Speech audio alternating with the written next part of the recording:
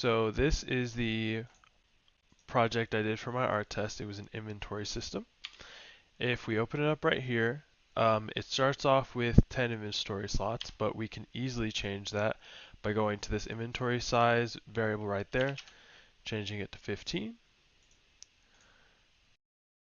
opening it back up, and now you have 15 slots. So this is easily expandable to however large or small you want your inventory to be. So one other thing you may have noticed is that when you open the inventory, there are 4 items already populated in it. So we will get into that in a little bit, but first I want to show off, if you walk up to these items and you interact with them, you can add them to your inventory. And when you click them, they're consumed, and also in the event of the health pack, it actually heals you a little bit. So you can heal yourself up to full.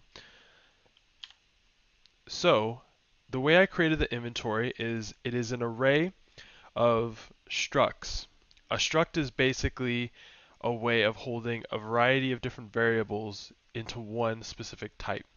So right here we have an enumerator of different item types, which are like health pack, damage up, maybe even a speed boost, something like that. We also have a text for if you want to give your items some kind of text in the inventory window. We have the texture2D item image, which is the thumbnail. And then we have a class reference for the BP power-ups, which is our base class, which all of our power-ups derive from. And that allows them to inherit a few different variables as well as the interface that we use to interact with various things in the world. So, as I said earlier, we have 4 items populated right here, and that comes from our data table right here. So if you see, we have a health pack in slot 1, a damage up in slot 2, damage up in slot 3. We also have a health pack in slot 6, but when you open it up in the inventory, it's actually at slot 4.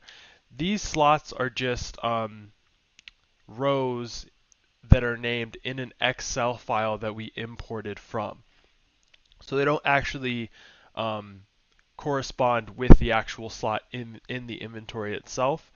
I could make it that way, but then we'd have to populate an empty item in slots 4 and 5, which would expand the size of the array. In order to keep the size of the array and the amount of data as small as possible, if the slot has no data in it, then no item is populated. And you can see that right here in our add data table info function. We have some nodes that get the data from each of the slots in our data table. And we get that from a CSV file in Excel. So if I go right here to the inventory, you can see we have all of our slots right here, and we have all of our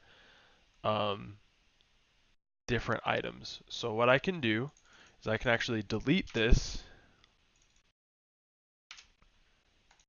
and delete the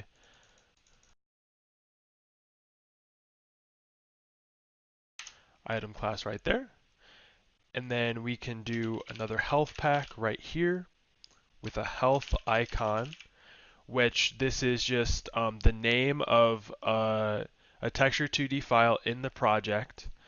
And then we can also copy over this directory for the blueprint and copy that in right there. We can also add in another damage pack with a damage icon. We can copy the blueprint directory again. Then we can save this, exit out, go back into our project, and then we can re-import this data table. If we open it up, the health pack that was in slot 1 is now gone, and then the damage up and the health pack that we added in our CSV file are now added. And that is represented in our inventory right here. where we have 2 damage ups and 2 health icons, just like in our data table right there. So yeah, that is the inventory system.